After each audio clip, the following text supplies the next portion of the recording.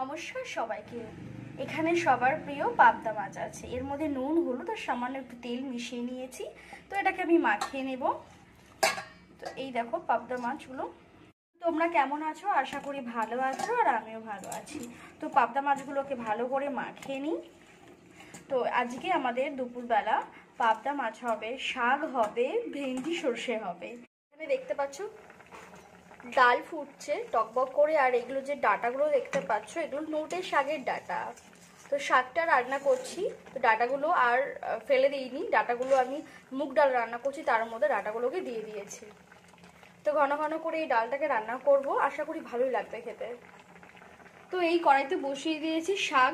যেই শাকের ডাটাটা রান্না হচ্ছে সেই শাকটাই এখানে সিদ্ধ হচ্ছে। তো সিদ্ধ হতে থাকুক, পরে ফিরে আস। শাকটাও হয়ে গেছে, এবার শাকটাকে আমি নামিয়ে ফেলবো।